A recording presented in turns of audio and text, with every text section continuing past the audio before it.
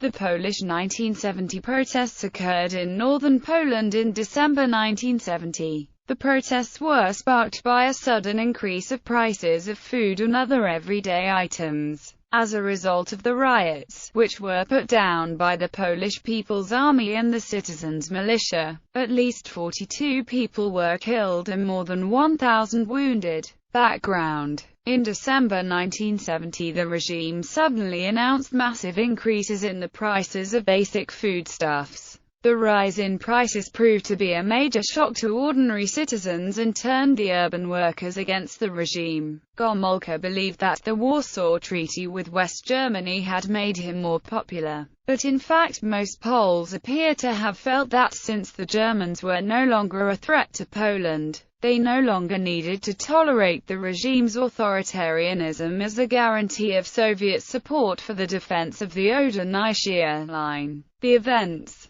Demonstrations against the price rises broke out in the northern Baltic coastal cities of Gdansk, Gdynia, Elbląg and Szczecin. Gomulka's right-hand man, Zenon Klisko, made matters worse by ordering the army to fire on workers as they tried to return to their factories. The regime was afraid of a wave of sabotage that was being started, which however is often believed to be inspired by the secret police, who wanted to legitimize a harsh response to the protesters. Another party leader, Stanislaw Kościołek, appealed to the workers to return to work. However, in Gdynia the soldiers had orders to stop workers returning to work, and on December 17 they fired into the crowd of workers emerging from their trains. Hundreds of workers were killed or wounded. The protest movement then spread to other cities, leading to strikes and occupations. The government mobilized 5,000 members of special squads of police and 27,000 soldiers equipped with heavy tanks and machine guns. Over 1,000 people were wounded and at least 40 killed and 3,000 arrested, by modern accounts.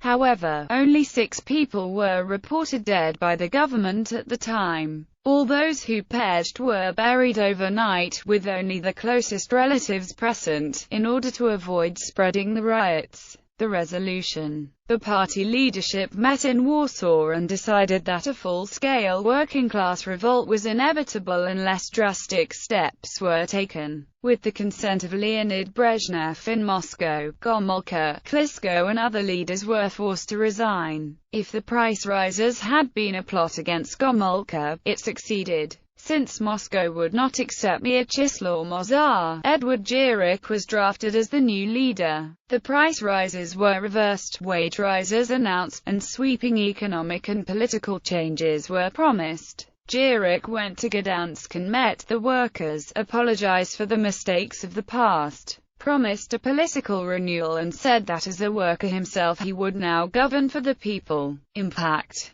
Despite the fact that the aims of the protesters were mostly social and economical rather than political, the crushed riots had reinvigorated the dormant political activity of Polish society. Nevertheless, the workers from the coast did not ultimately prevent the government from implementing its agenda of increased food prices. This was achieved a few weeks later, after the 1971 wage strikes.